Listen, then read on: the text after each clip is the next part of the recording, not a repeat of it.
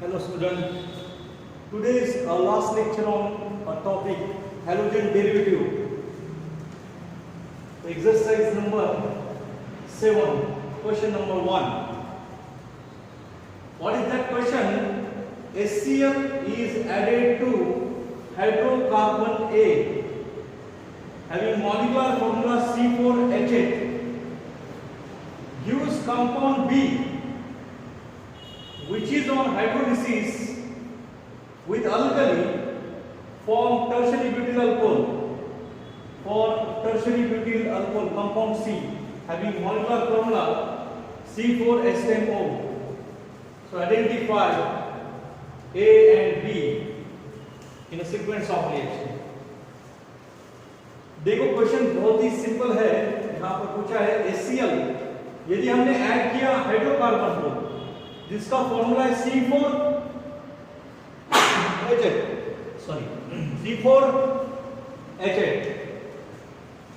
Compound A है उसका molecular formula है C4H8. उसमें हमने ऐड किया HCl.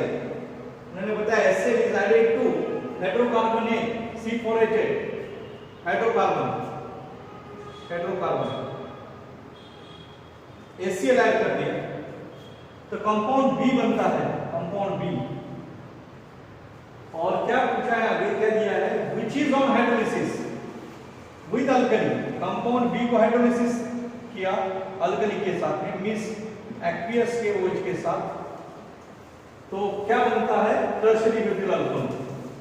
Tertiary butyl alcohol CH3 यहां पर OH फॉर्मूला C4H10O. ये क्वेश्चन है कंपाउंड ए इसका मॉलिक्यूलर फॉर्मूला C4H8 है हाइड्रोकार्बन है उनमें हमने HCl ऐड कर दिया तो कंपाउंड B बन गया. उसको एक्वियस के OH के अल्कली के साथ ट्रीट किया तो टर्शियरी ब्यूटिल अल्कोहल बन गया. तो हमें आइडेंटिफाई करना है A और B क्या है. सिंपली है यहां पर HCl लिखा है तो यहां पर होना चाहिए क्लोरीन का कंपाउंड. क्लोरीन के कंपाउंड ये अल्किल हैलाइड चाहिए. अल्किल हैलाइड HCl ये बनना चाहिए क्योंकि यहां पर क्या है हाइड्रोक्लोरिक एसिड है हमारा अल्किल क्लोराइड बनना चाहिए. तो क्लोराइड को रिप्लेस करने के बाद K+OH- किसको रिप्लेस कर देगा क्लोरीन को तो ये बनना चाहिए. इसका मतलब ये R ग्रुप 4 कार्बन का है 4 कार्बन का है. ये R ग्रुप कितने कार्बन का है 4 कार्बन का है. तो ये ग्रुप हो गया R. ये आपका R ग्रुप यहां लिख देते हैं B में. आपका R ग्रुप क्या होना चाहिए यहां पर CH3 Cl ये होना चाहिए. यदि आप टर्शियरी ब्यूटिल क्लोराइड को KOH के साथ ट्रीट करते हैं तो आपको बनेगा tertiary butyl alcohol. Tertiary butyl alcohol मतलब आपका B कंपाउंड है टर्शियरी ब्यूटिल क्लोराइड. कैसे आइडेंटिफाई किया क्योंकि एक्वियस KOH के साथ रिएक्शन करनी है तो न्यूक्लियोफिलिक सब्स्टिट्यूशन रिएक्शन तो ये ग्रुप तो बदलने वाला नहीं है. सो हम टर्शियरी ब्यूटिल ग्रुप ले लिया उसको क्लोरीन ऐड कर दिया. क्लोरीन इसलिए ऐड किया तो इसके पहले हमने क्या ऐड किया है HCl एडिशन रिएक्शन है किस कंपाउंड में C4H8 में. तो ये अल्किल क्लोराइड बन रहा है तो अल्किल क्लोराइड कौन सा लिया हमने टर्शियरी ब्यूटिल क्लोराइड क्योंकि यहां पर कौन सा ग्रुप था टर्शियरी ब्यूटिल तो टर्शियरी ब्यूटिल क्लोराइड. और क्लोरीन क्यों लिया है यहां पर HCl ऐड किया इसलिए क्लोरीन यूज किया तो टर्शियरी ब्यूटिल क्लोराइड ये B कंपाउंड. HCl किसमें ऐड कर रहे हैं हम अल्किल में ऐड करना चाहिए इसलिए हमें ये मिल सकता है. हमें टर्शियरी ब्यूटिल क्लोराइड किसमें ऐड करना है अल्किल में तो हमें कौन सा कंपाउंड बनना चाहिए टर्शियरी ब्यूटिल. तो ऐसा कौन सा अल्किन है जो टर्शियरी ब्यूटिल बनाता है टर्शियरी ब्यूटिल क्लोराइड बनाने वाला है HCl के साथ तो आइसोब्यूटिलीन. देखो आइसोब्यूटिलीन ले लिया. यदि आइसोब्यूटिलीन लिया तो HCl ऐड करना है H+Cl- मार्कोनिक ग्रुप से ऐड कर दिया तो Cl- यहां ऐड हो जाएगा और H यहां ऐड हो जाएगा तो आपका कंपाउंड बन रहा है B. मतलब आपका हाइड्रोकार्बन है C4H8 वो है कंपाउंड A उसका नाम है आइसोब्यूटिलीन आइसोब्यूटिल को आप ट्रीट कर रहे हो HCl के साथ मार्कोनिकुल के अनुसार, तो बन रहा है कंपाउंड बी, और कंपाउंड बी को अल्कली के साथ ट्रीटमेंट कर रहे हो तो बन रहा है टर्शियरी ब्यूटिल अल्कोहल। मतलब आपका कंपाउंड ए जो है वो आइसोब्यूटिलिन है, आइसोब्यूटिलिन है, और कंपाउंड बी आपका tertiary butyl chloride, tertiary butyl chloride. तो सिंपली HCl हम जब हाइड्रोकार्बन में ऐड करते हैं, वो हाइड्रोकार्बन ए है आपका आइसोब्यूटिलिन मार्कोनिक ग्रुप से, बी कंपाउंड बन रहा है वो टर्शियरी ब्यूटिल क्लोराइड, और टर्शियरी ब्यूटिल क्लोराइड का अल्कली के साथ हाइड्रोलिसिस करते हैं तो कंपाउंड सी बन रहा है, मतलब tertiary butyl alcohol. So compound A कौन सा है आपका? अल्किन है, हाइड्रोकार्बन, जिसका फॉर्मूला है C4H8, C4H8। कंपाउंड बी बन रहा है by the action of HCl, वो टर्शियरी ब्यूटिल क्लोराइड है, और टर्शियरी ब्यूटिल क्लोराइड में क्या ऐड कर रहे हैं? एक्वियस के, वो तो बन रहा है tertiary butyl alcohol. So what is correct answer? और A is isobutylene and B is tertiary butyl chloride, B is tertiary butyl chloride। चलो ये हुआ क्वेश्चन नंबर 7 फर्स्ट का आंसर, हमने आइडेंटिफाई किया कंपाउंड A और B। नेक्स्ट क्वेश्चन पूछा है complete the sequence of following sequence of reaction, complete the following sequence of reaction. क्या पूछा है? 2-bromobutan, complete following sequence of reaction. Second, complete the following sequence of reaction. 2-bromobutane, 2-bromobutane, alcoholic KOH, alcoholic KOH, ये बन गया एक, और उसके बाद में ऐड किया है Br2,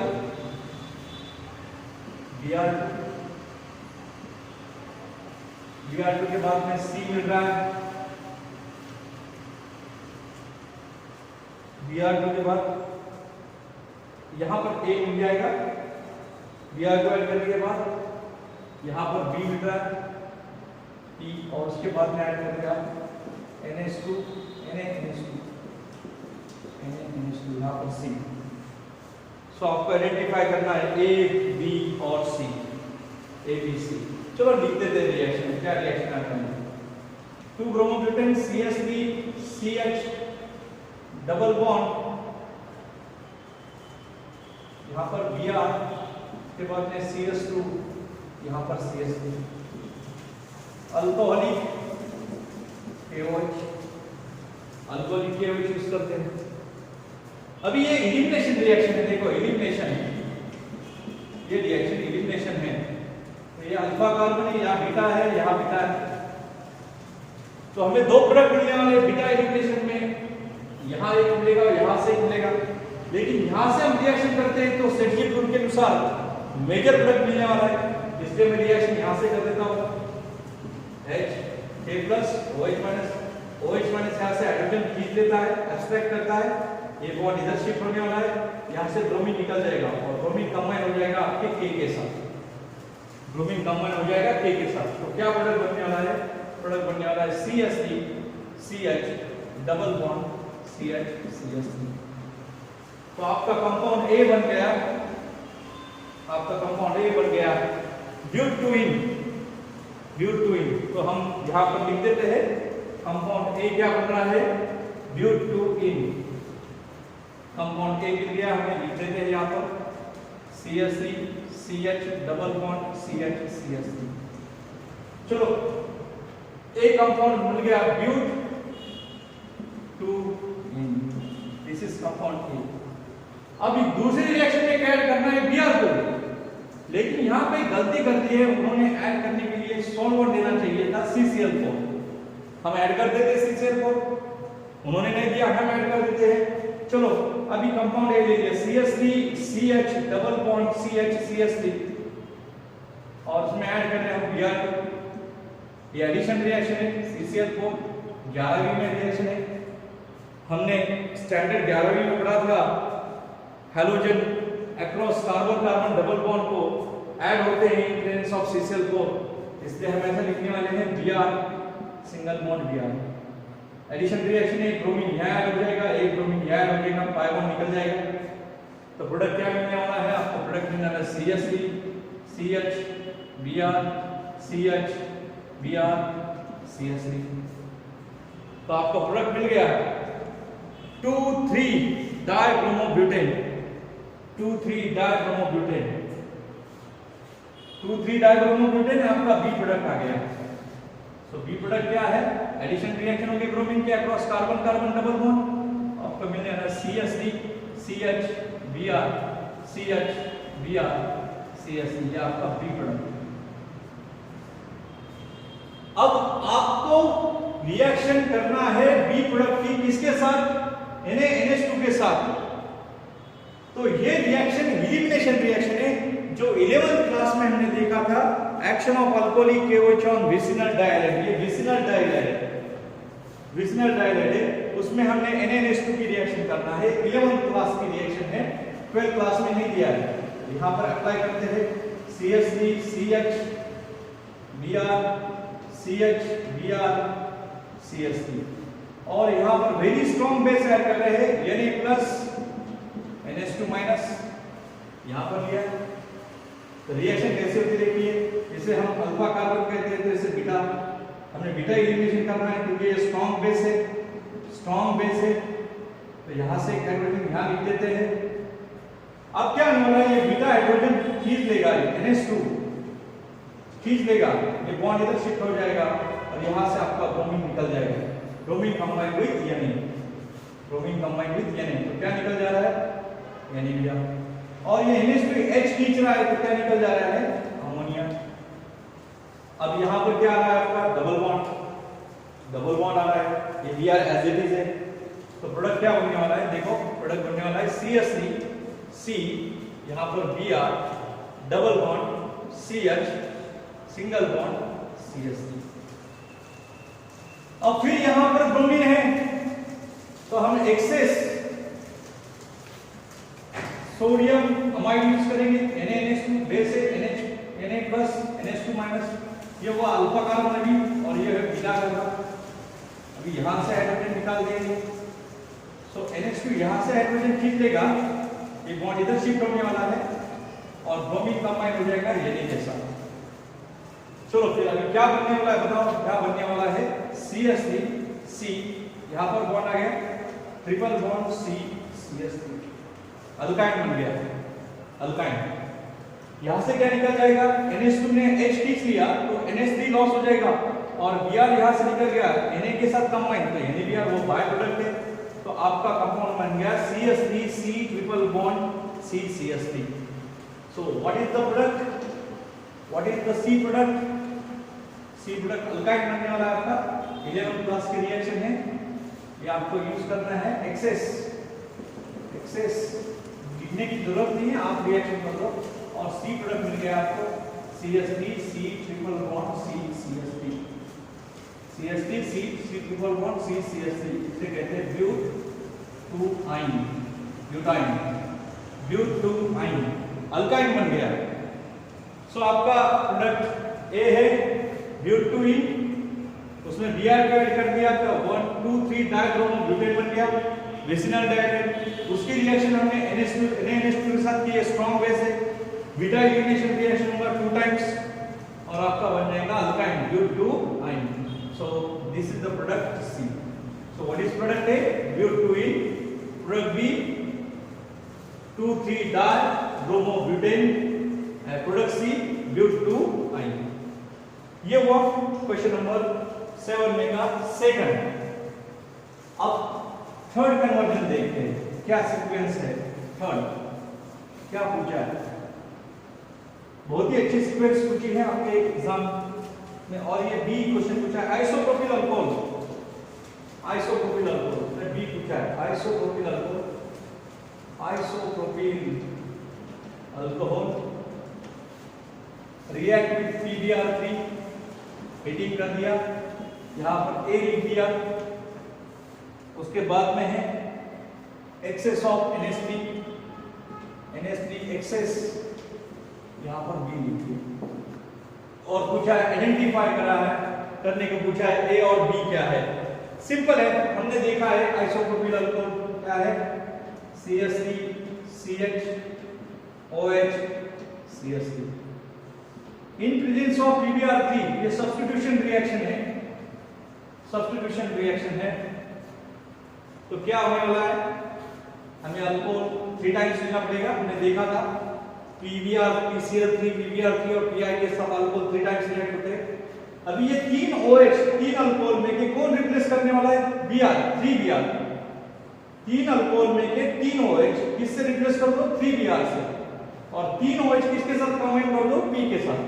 तो क्या प्रोडक्ट आने वाला है, 3 times of CH3 CH Br CH3 plus, और ये 3 OH जो लॉस हो गए वो P के साथ कंबाइन होने वाले हैं, उससे बन जाएगा अपना H3PO3 phosphorous acid.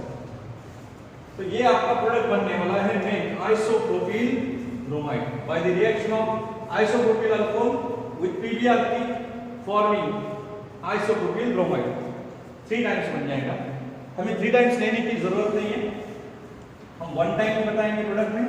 So what is product, A product बन जाने वाला है आपका CH3 CH Br CH3, ये है आइसोप्रोपिल ब्रोमाइड बन गया। अब आइसोप्रोपिल ब्रोमाइड में क्या ऐड करने वाले हैं, एक्सेस ऑफ अमोनिया और B बनाने वाले हैं। तो रिएक्शन देखते हैं, आइसोप्रोपिल ब्रोमाइड और अमोनिया के साथ रिएक्ट करते हैं, एक्सेस को ज्यादा लेना है, इसे ऐसे लिख लेते हैं NH2H, यहां से लॉस होने वाला Br, यहां से H, और ये Br की जगह लेने वाला आपका न्यूक्लियोफाइल NH2, तो क्या बनने वाला है CH3 CH NH2 CH3। यहां का ब्रोमीन NH2 में रिप्लेस कर दिया अमोनिया के, इसलिए आपका बन गया isopropyl amine. So what is B product, B product is CH3 CH NH2 CH3, that is isopropyl amine। so isopropyl alcohol PbR के साथ रिएक्ट करते हैं तो बनने वाला है isopropyl alcohol CH3 CH OH CH3। PbR के साथ रिएक्ट किया तो बन गया isopropyl ब्रोमाइड, और isopropyl ब्रोमाइड की रिएक्शन एक्सेस ऑफ अमोनिया के साथ कर दी तो बनता है isopropyl amine। so product A is isopropyl bromide और product B is isopropyl amine। That is the end of question number 7। Question number 7 यहां पर हमने फिनिश कर दिया। चलो अब देखते हैं लास्ट क्वेश्चन नंबर 8 एक्सरसाइज का। क्वेश्चन नंबर 8 हम देखने वाले हैं। क्वेश्चन नंबर 8 ऑफ एक्सरसाइज क्या होता है। क्वेश्चन नंबर 7 का थर्ड क्वेश्चन है, observe the following and answer the question given below। Question number 3 पूछा है, क्वेश्चन नंबर 7 में third, observe the following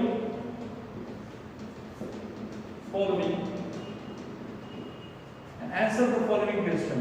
answer following questions।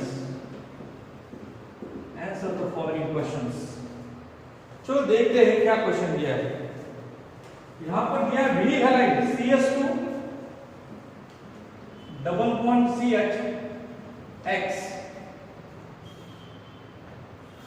यहां पर लोन पेयर बता रहे हैं और ये लोन पेयर यहां पर शिफ्ट हो रहे हैं, बॉन्ड यहां पर शिफ्ट है, मतलब रेजोनेंस बताया यहां पर आपका आ गया CH2 minus CH double bond X plus charge 1 2 3।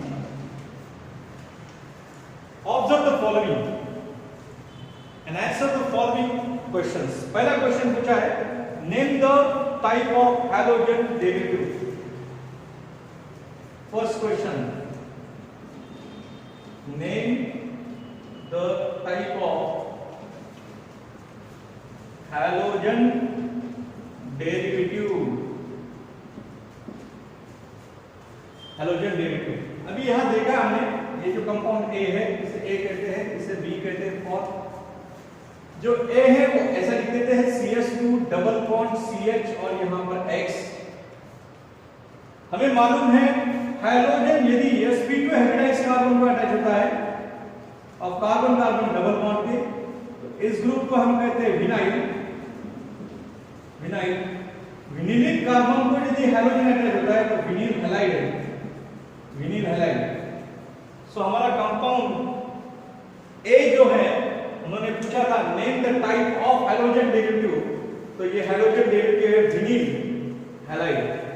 विनिल halide, क्योंकि हाइड्रोजन sp2 हाइब्रिडाइज कार्बन को अटैच है अब कार्बन कार्बन डबल बॉन्ड पे, इसलिए आंसर है vinyl halide. So what is the name of hydrogen derivative? Vinyl halide, ये होगा आपका आंसर। दूसरा क्वेश्चन पूछा है comment on bond length of CH bond, comment on B question, comment on bond length of CH bond की bond length पे comment करो। हमें बताना है CH बॉन्ड लेंथ पे क्या इंपैक्ट दिखता है ये रेजोनेंस का। हमने देखा कंपाउंड A क्या है CH2 double bond CH X, यहां पर लोन पेयर है, और ये लोन पेयर डबल बॉन्ड जो पाई बॉन्ड है उसको कॉन्जुगेशन में है।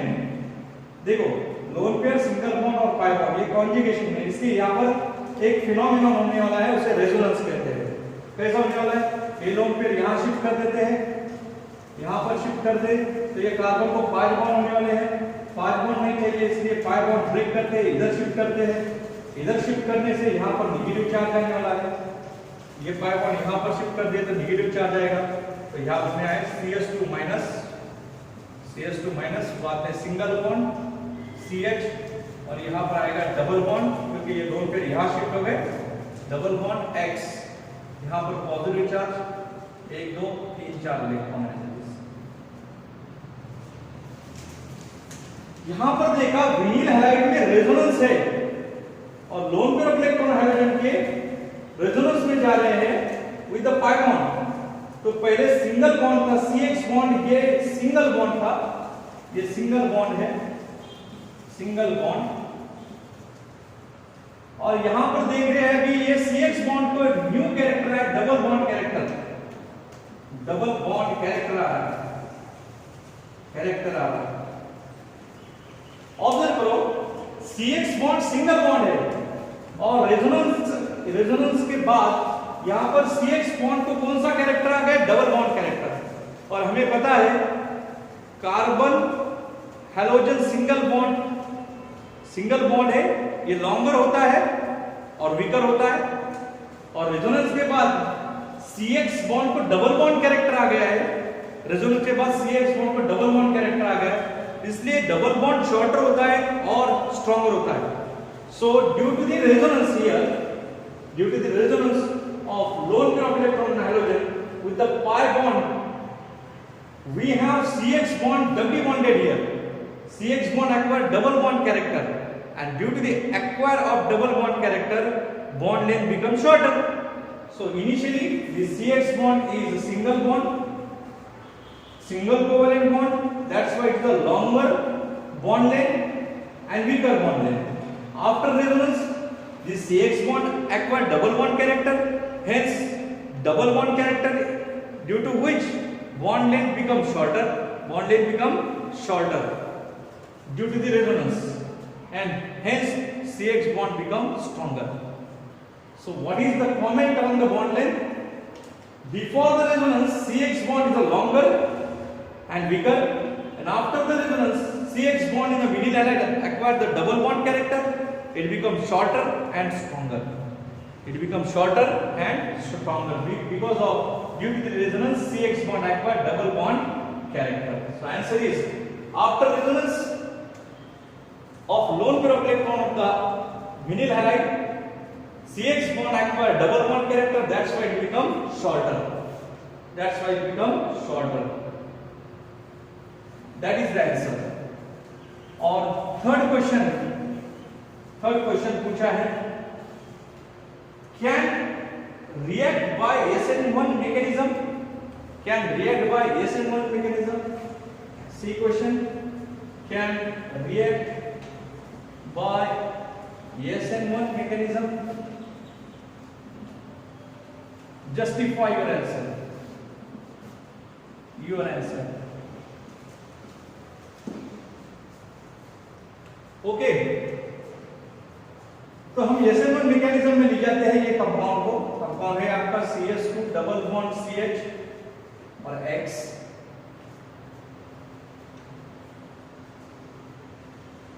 ये जो लोन पेयर है, ये लोन पेयर है, रेजोनेंस में है इस तरह, तो बन जाएगा CH2 minus single bond CH double bond X plus. तो ड्यू टू द रेजोनेंस यहां पर क्या हो रहा है, CH बॉन्ड पर डबल बॉन्ड कैरेक्टर आ रहा है, इसलिए CH बॉन्ड ब्रेकिंग करना डिफिकल्ट हो जाएगा।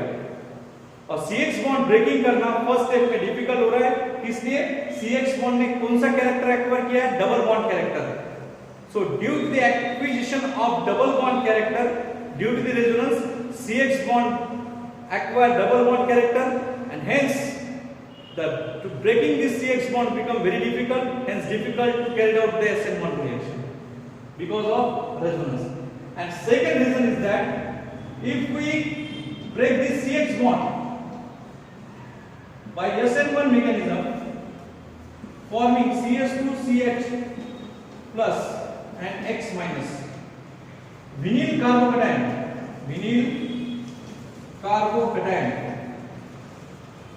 this is not stabilized. It is not stabilized by resonance. If we break this CH bond in SN1 mechanism, because we know that in SN1 mechanism alkyl halide CH bond is broken in a first step. So if we break up this CH bond forming vinyl carbocation, and this vinyl carbocation is not stabilized by the resonance, hence this SN1 reaction is not preferred for the vinyl halides. Vinyl halide SN1 reaction में नहीं जाने वाला है। इसके दो reason बताया, एक तो रेजोनेंस से CH bond double bond character acquire कर देगा और डबल बॉन्ड ब्रेक करना डिफिकल्ट होता है, और सेकंड रीजन है यहां पर इफ CH बॉन्ड ब्रेक होता है SN1 मैकेनिज्म में, तो आपका विनिल कार्बोकैटायन बनने वाला है। विनिल कार्बोकैटायन ये वेल स्टेबलाइज नहीं है, यदि ये स्टेबलाइज होता तो SN1 रिएक्शन होती, लेकिन ये स्टेबलाइज नहीं है, रेजोनेंस स्टेबलाइज नहीं है, इसलिए ये विनिल हैलाइड SN1 रिएक्शन में नहीं जाने वाला है। तो रीजन क्या है, एक तो CH bond double bond character acquire कर रहा है रेजोनेंस से, तो ये बॉन्ड ब्रेक करना बहुत डिफिकल्ट है, क्योंकि न्यूक्लियोफाइल को बैक साइड अटैक करना डबल बॉन्डेड कार्बन पे डिफिकल्ट होगा। और सेकंड रीजन ये बताया, यदि CH बॉन्ड ब्रेक होता है SN1 मैकेनिज्म में, तो विनिल कार्बोकैटायन बन रहा है जो बनता है SN1 रिएक्शन में, लेकिन वो स्टेबलाइज चाहिए, स्टेबलाइज चाहिए। ये विनिल कार्बोकैटायन स्टेबलाइज नहीं है बिकॉज़ यहां पर रेजोनेंस नहीं है। तो इस तरह ये जो विनिल हैलाइड है ये SN1 रिएक्शन प्रेफर नहीं करने वाला है, not prefer the SN1 reaction because the carbocation form vinyl carbocation which is not stabilized by the resonance. This is end of the exercise of halogen derivative and end of the chapter halogen derivative. Thank you. We will continue tomorrow the next chapter and next chapter of the chemistry second with new questions, and the name of that chapter is polymer.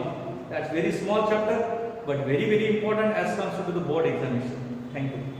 If you have any query regarding to this chapter, you may ask me on my personal WhatsApp number. Thank you.